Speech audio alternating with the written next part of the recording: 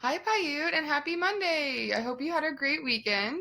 Today is Monday, April 27th, and we didn't have any Piute birthdays for today. That was pretty shocking. Out of almost 1,000 students, not a single one of you has a birthday on April 27th.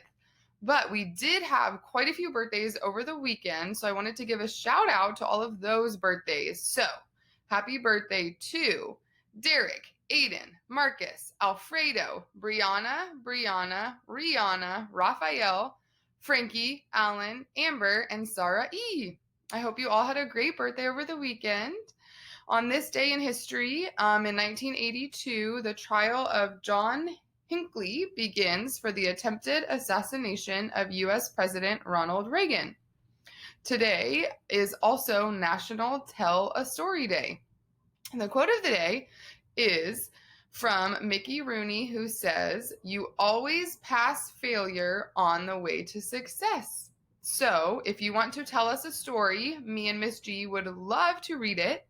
And if you want to also give us some info on what you think about the quote, those are both awesome options that you could share with us in our reflections box at the bottom. So for the past couple of weeks, we have been speaking about a couple of different topics. We have covered COVID-19, we've covered self-care, and this week we're going to be talking about relationships and the impacts that social media and technology have on our everyday relationships. And the title of today's lesson is Rewarding Relationships. So I want you to think, when you think of the term rewarding relationship, what do you picture? And I know when a lot of people think of a relationship, they think of a boyfriend or a girlfriend and that kind of relationship, like you're dating somebody. But in actuality, relationships are everything that we have with other people. You have relationships with your sister, your brother, your mom, your dad, your grandparents, your aunts, your uncles, your friends, with your teachers, with everybody. All of those are considered relationships. And that's why it's so important that we talk about, how to kind of interact with other people. So we have a PowerPoint, a video, and then a couple of worksheets that I'm going to go over today. And I hope you enjoy this lesson and you find it very helpful. Hey, Piute, so like I said, today we're going to be talking about rewarding relationships and how that comes across in a digital world. So part of the presentation is going to be about respecting boundaries, which we also talked about last week. So one essential question to ask ourselves is, how can I make sure my relationships are healthy and positive? So that is one question that I want you to be thinking about all throughout this presentation and throughout this week, looking at the different relationships you have in your life. Maybe that's with your family, with your siblings, with your friends, with a significant other, just any relationship you have in your life, and how we can make sure that those are healthy and positive. So a couple of learning objectives for today and this week, and while we're learning about this topic, are going to be: one, to reflect on how relationships are affected by devices and the internet; two, to identify the qualities of healthy and rewarding relationships; and three, to use the identify, feel, imagine, suggest model to brainstorm strategies for navigating challenging relationships and moments. So the first thing I want us to think about are, what are some qualities of healthy relationships? These are a few that we came up with. So respect and respecting boundaries, honesty, trust, and support. So I really would love for you to come up with some different examples of what you think traits are of a healthy relationship. And we would love to hear those if you put them in our feedback box. So what is a red flag feeling? So a red flag feeling occurs when something happens that causes you to feel uncomfortable, worried, sad, or anxious. And when one of those feelings comes up, that's when you look into this model. So the first step is to identify. Think about what caused this feeling. What happened? Was it something you or someone else said or did? The next step is to feel. That means you're going to take stock of your emotions. Are you feeling sad, anxious, jealous, excluded, or uncomfortable? If not, what emotion captures how you feel? And remember, this might be a good step for you to go back and look at the feelings wheel. There's a bunch of feelings words on there. The next step is going to be imagine. So in that step, you're going to consider possible responses.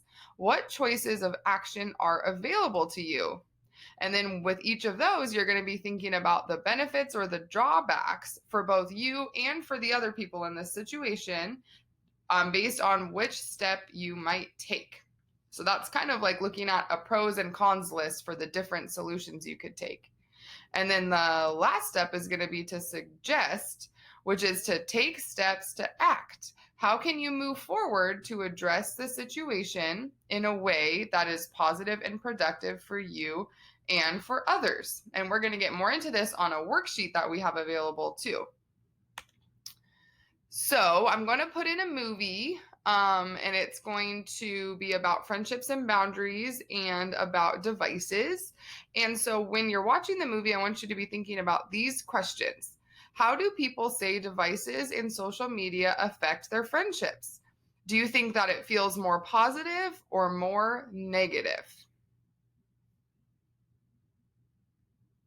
My favorite platform is usually Instagram. Probably Snapchat and regular iMessage on iPhones. We text a lot. Texting, text message, text or group chat with my friends. Group text messages. Facebook Messenger. They're always on it. I'm always with my friends, but when I'm not with them, I'm always talking to them on social media.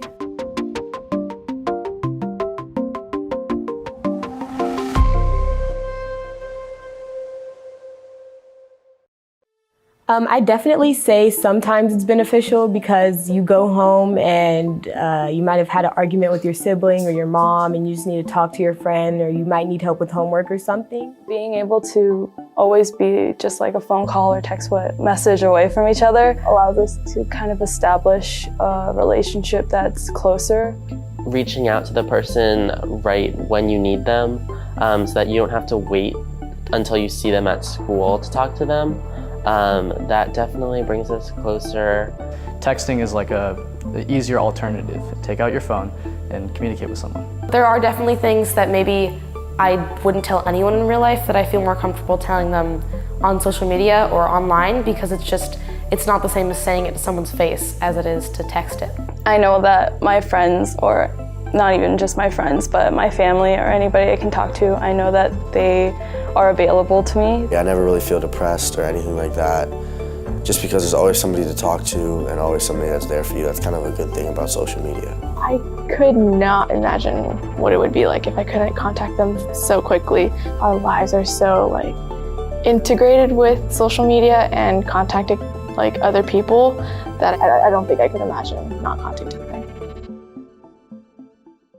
There can be an invasion of space and privacy over not just social media, but all forms of modern technology. We have each other's location 24/7. Yes, there's been people that have contacted me for multiple times that have just been constant and annoying, that have just gone on my nerves. If there's someone that is constantly reaching out to you and you don't want that person to be contacting you, that can be irritating and it's kind of a hassle.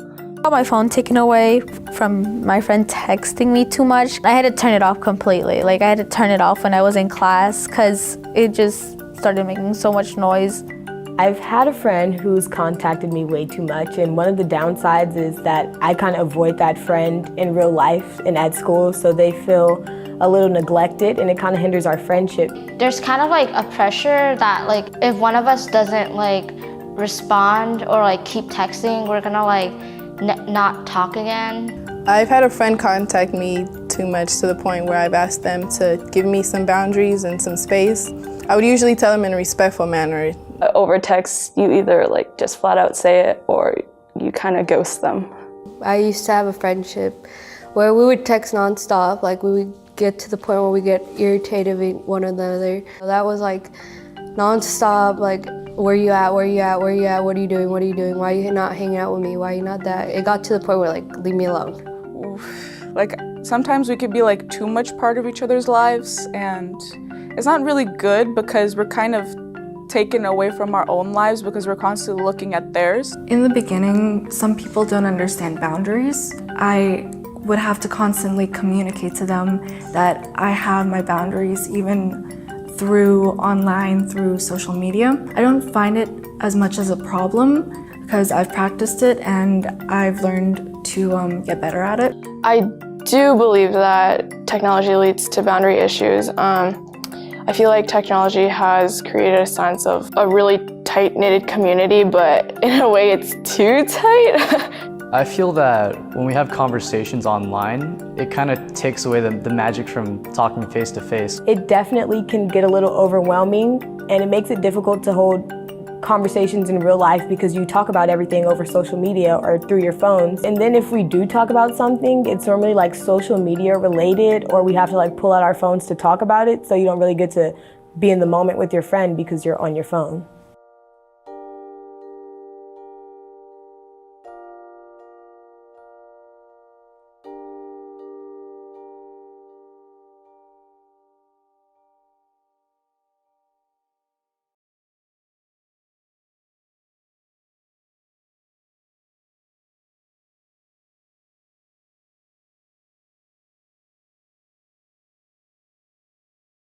Alrighty, Piute. So here is another worksheet that I'm going to instruct you on, and I'm going to put the link right below the video. And this has to do with what we were just talking about in the PowerPoint about red flag feelings. So do you remember the steps? It's identify, feel, imagine, and suggest. And so with this activity, it's going to give you a scenario, which is right here. So you're going to read the scenario, and then we'll go through the questions right here. So the first question is about identify. So why might this scenario result in a red flag feeling for Jason? So take a couple of minutes to think about that. The next question is about feel, which is what feelings might this situation be causing for Jason? Then about imagine, you're going to write down what are 3 ways that Jason could handle the situation. And then lastly, for suggest, if Jason were to decide that Tim's texting was too much, what could he say? And then you're going to write an example of a text message that Jason could send to Tim. So that is going to be the explanation for that worksheet. And then we're going to have one more little assignment that you can work on, which is about this same topic. And it's going to be how to kind of have this conversation with your family. So about relationships and communication and digital citizenship and thinking critically and using technology responsibly to learn, create, and participate. So we're going to help your family to do the same thing of what you've been learning about and using the power of words and actions. So the first step is going to be to discuss. So start by choosing one of the questions below and discuss your ideas together. And remember that there's no right or wrong answer, but be sure to support your ideas with reasons. And here's some of the discussion questions. Then you're going to share your completed assignment and discuss it, and then reflect together. So the main reflection question is going to be, what can we do as a family to make sure our online relationships with each other and with others are healthy? Some examples that they came up with were to use kind and clear language, to respect other people's time, etc. So then you and your family can come up with your own rules and guidelines for how to be healthy and kind with other people online. So those are some definitely good homework assignments that you can work on the topic of relationships and communication. So to end off, we just want to make sure we're keeping in mind the power of our words and our actions. Alrighty, Piute, I hope you learned something helpful in this lesson, and we will be back with more on this topic tomorrow.